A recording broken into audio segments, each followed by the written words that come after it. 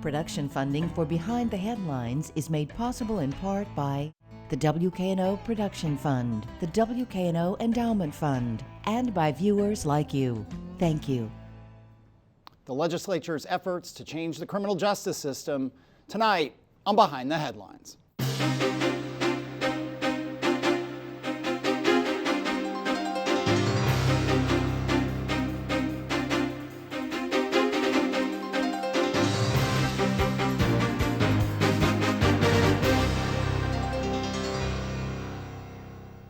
I'm Eric Barnes with the Daily Memphian. Thanks for joining us. I am joined tonight by folks working on the criminal justice system, especially up at the legislature. We'll start with London Lamar, Democratic State Senator. Thanks for being here again. Thank you. Bill Gibbons, who is president of the Memphis Shelby Crime Commission and other capacities. Thank you for being here again. Glad to be here. Brent Taylor is a Republican State Senator. Thank you for being here again. Thank you. I appreciate it. Along with Bill Dries, reporter with the Daily Memphian. I'll start with the two senators. We'll go with Senator Lamar first here, and we'll talk about specific proposals that are going through, and we can debate and talk about those as best we can in 26 minutes. But a bigger picture question: when you look at the many proposals that are being put forward, many by Senator Taylor, and crime is a big issue nationally. It's a very big issue in Memphis and in the state. Do you look at it through a lens that this is about punishing, this is about protecting, this is about deterring, or rehabilitating, or is it all that and more? So when I think about solving crime, I think about all of those things. You need every single one of those factors in order to have a comprehensive approach to eradicating crime, and not just a short-term reduction in crime, but we think about the long-term reduction in crime in the city of Memphis to help us grow together. And so what there needs to be is an investment in the preventative measures. When we think about long-term, we need to make sure that we're doing things on the front end to prevent people from committing crime in the first place. And there's been serious disinvestments in Shelby County over time and time by the Tennessee legislature and other entities. Now, no doubt about it that we have to take a tougher approach to hold people accountable who are breaking the law, who are threatening public safety, who are preventing us to have more investments in economics and development in this city. We have to make sure that we are dealing with that issue. It's no secret and we can't run away from it. But what I'm looking at is there's a holistic approach, because we have the resources at the state legislature to do all of those things that you named. But what I'm seeing is more so on a punishment approach when we have the resources to do everything. And that's what my legislative platform is about. It's about taking a tough on crime approach and supporting efforts that others put to do that, but also investing in preventative measures to make sure we're creating a long-term safer Shelby County for all people. Same question to you, those sort of categories, and you can add other ones of punishment, deterrent, rehabilitation, prevention. Where do you come down? And you've put forward many proposals. You've been very much out front on this with changes to the criminal justice system as they impact Shelby County and other places. Right, and none of the things that I have put forward are really a silver bullet that's going to solve our crime issue, but it's a piece of it. And I think Senator Lamar is correct. I think it takes a holistic approach. But from where I sit on the Judiciary Committee, my focus on the Judiciary Committee is to focus on crime and punishment. There are other senators who sit on other committees, and certainly preventative measures and restorative justice type issues are dealt with in those committees that I happen to not be a member of. But it's also, I think it's important for me in Memphis to make sure we get this in the right order. And that is that the restorative justice schemes that others are talking about, particularly in the DA's office, those will take a generation to really play out and to see the results of that. We have an acute crime crisis right now, and so we have to deal with that. And I think the best way to deal with that, unfortunately, is to be tough on crime, and we're going to have to make some examples out of people to serve as a deterrent to others so they don't go down the wrong path. Tough on crime for you means what? Well, tough on crime is not just for me to decide that, it's for our community. And I think our community is demanding that people who commit crimes, that they are arrested, they're put in jail, they have appropriate bail set, and if they're convicted, they go to prison. One more for you. The disinvestment that Senator Lamar talked about, that there's been a disinvestment by the state legislature. Would you agree with that in the I'll let her go further into what those disinvestments are. But even though you're not on that committee, I mean, ultimately those things could come to the state Senate, and you could be voting on investments in childcare, investments in school, investments in diversion, and other programs for youth. Do you support those? Yeah. So if there's been disinvestments by the state that has caused our crime problem, simply returning those investments is not going to eradicate the crime problem because it's gotten out of control. We have to have these tough on crime measures so that the disinvestments that we've had, as we begin to correct those, that we, they'll be able to have the long-term consequences of keeping crime down once we bring it down. But just those reinstituting those investments is not going to bring our crime down. Let me give you a little more time with apologies to our other guests. Senator Lamar, when you hear state senator talk about tough on crime, intervening, punishing people and making examples of them, how do you respond to that part of the complex formula here? I think history and data and evidence has shown that approach doesn't work. And so when we passed the 3 strikes laws from the 90s, the tough on crime laws initiatives from the federal governments, we see now how terrible those policies were when it comes to looking at these communities. Now there's extreme poverty, there are broken family households, the educational attainment of families impacted by those who've been put in prison is showing that they are redoing the process, going back to prisons as generational families going into the justice system. What we do know and data shows is that investing in education works. Raising the minimum wage so families can afford to work one job and then be able to take care of their families, be involved in their kids' lives. Those things work. When we see that our school system has been underfunded, we know that schools that are underfunded contribute to a school to prison pipeline.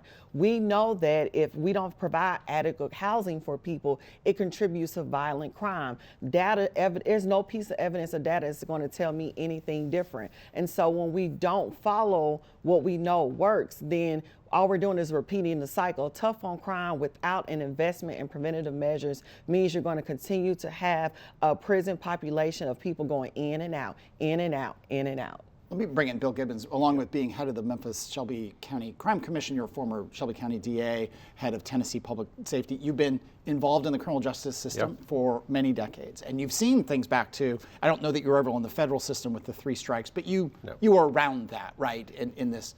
When you look at this balance that lots of people come to this table and talk about, that, we have to lock up the really, really bad people, but we also have to prevent crime through investments. Let's go to the investment side. What sort of investments in people have helped prevent crime or recurring crime or recidivism? Well, first of all, I want to agree with both of the senators. It's not an either-or situation. We have to invest in prevention, intervention, and accountability or suppression. It's all 3 of those.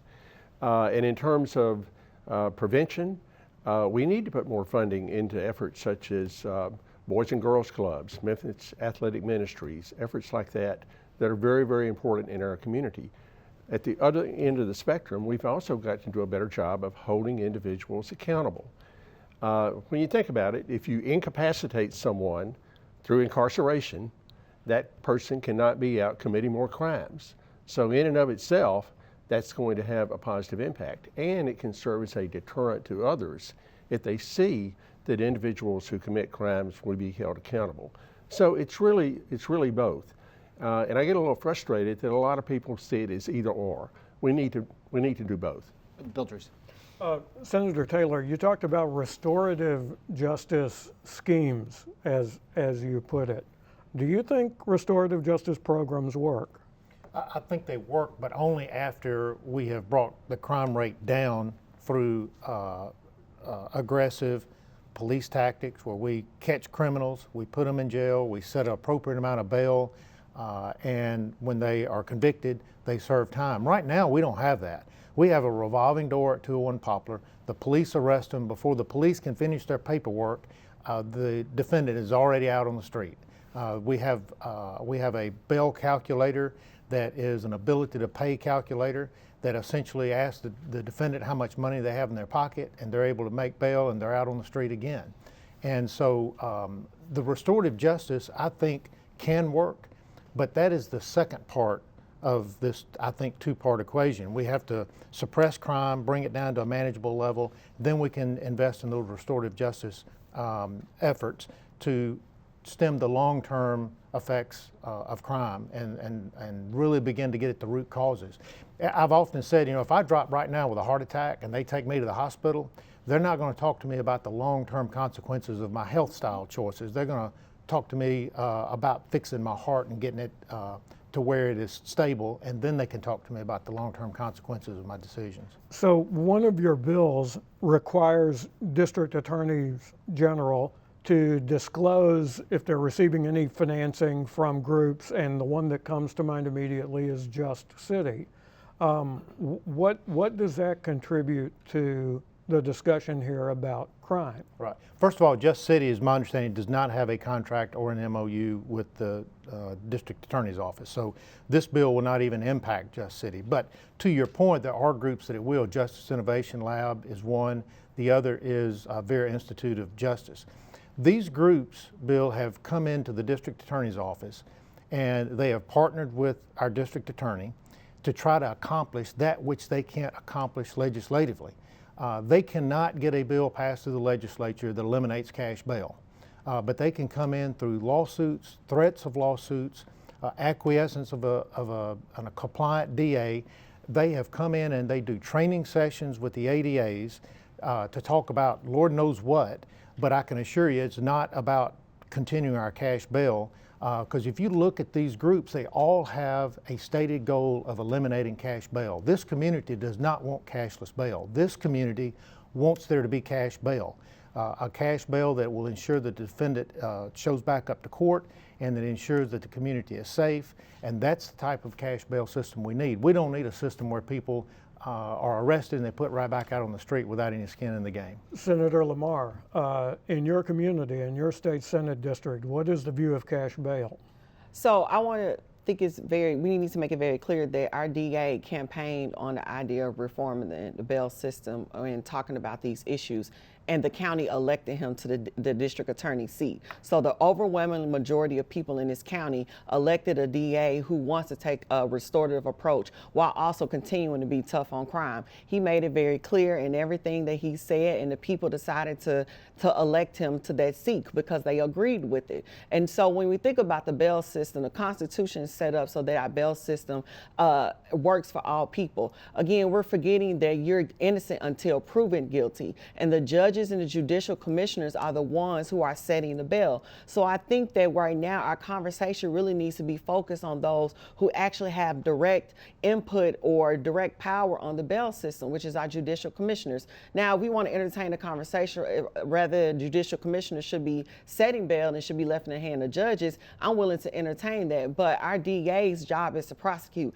His job is not to set bail. Our DA campaigned on taking a multi-initiative approach to reducing crime. It is not his job to just be tough on crime. It's his job to help foster conversations of how we can prevent crime in the first place, how we can intervene in crime, and then how we're going to continue to hold bad people accountable. And the city of Memphis and the Shelby County want to see all of those things. Again, we're here right now because of disinvestment and soft on crime policies implemented by Republicans in the legislature. Since they've been in office, they have reduced protections around guns, and now guns is one of the main issues that's ravaging our community. Our DA, both Republican and Democrat, our mayor, our police chief have all asked the legislature to put in policies that is going to make it harder for people to get guns who should not have guns. And the Republican legislature have ignored all of those initiatives. Just this week, we had a bill that would close a loophole on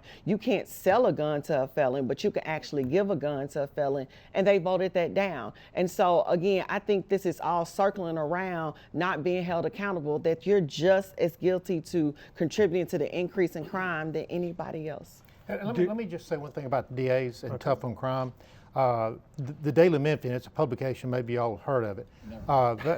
They had an article about the DeSoto County district attorney and how he was getting tough on criminals coming out of Memphis down to DeSoto County. As someone who owned multiple businesses in DeSoto County for a number of years, I can tell you that approach works. their community is much safer than Shelby County, and it's because they have a tough on crime district attorney. If you go down there and commit a crime, he's going to prosecute you to the fullest extent of the law and put you in prison. If we had that approach here, I can assure you we would bring down the crime rate in Shelby County. Haven't we had that before, though? And yet we still have a crime problem.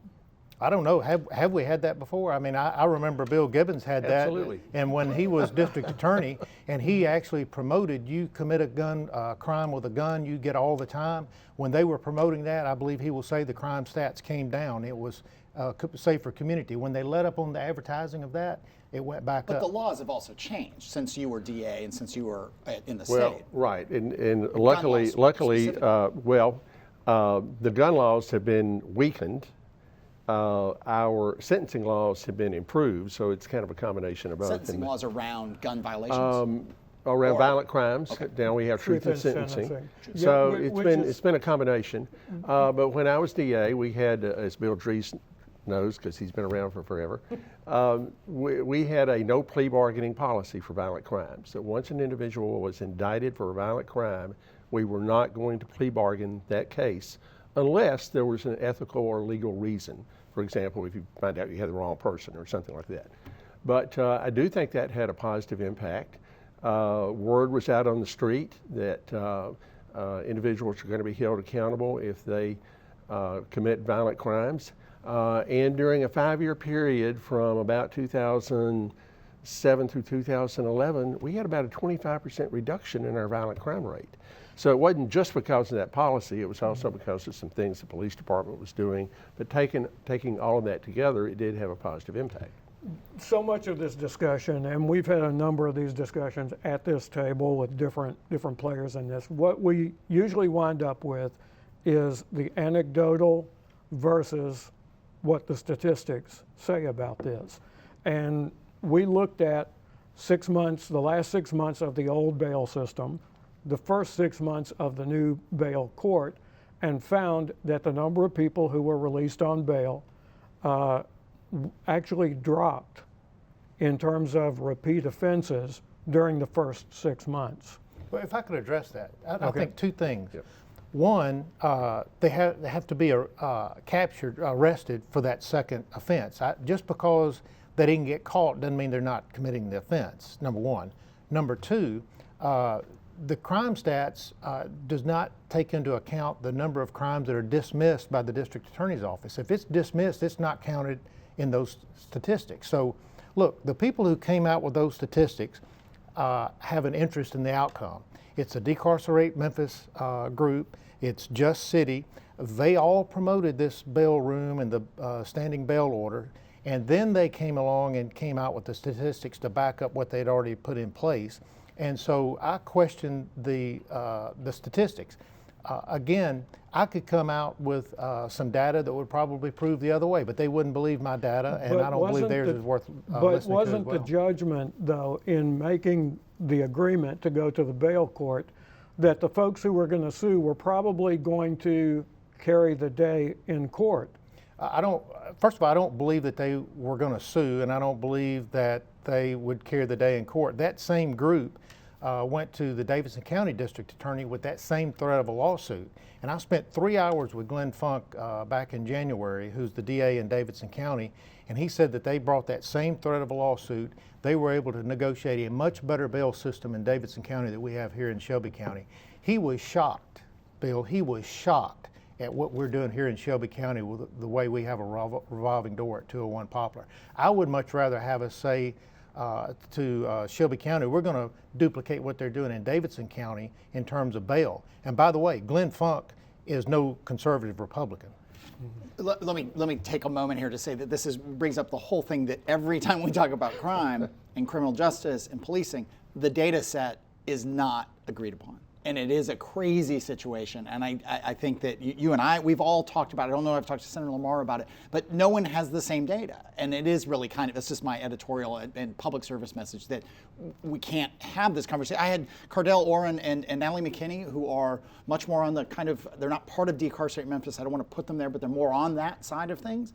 And they don't trust the data at all. And it's hard to disagree with them when all the data sets are so imperfect. But let me bring in Senator Lamar on part of this. And I'm curious how you talked a little bit, but when your constituents see, as Bill said, there are anecdotes, and we can all point to anecdotes. There are recent anecdotes. Someone out on bail, the situation is unclear, a terrible thing happens. Right. I assume your constituents are upset and scared, and that you hear from them, or maybe it's a different, it's not the kind of, I don't want to say we're having an academic conversation, it's a very pragmatic conversation, but in the end, there's this thing of how in the world could someone, even one person, let alone more than one person, with repeat offenses, who's accused of a violent offense, be released on a small amount of bail.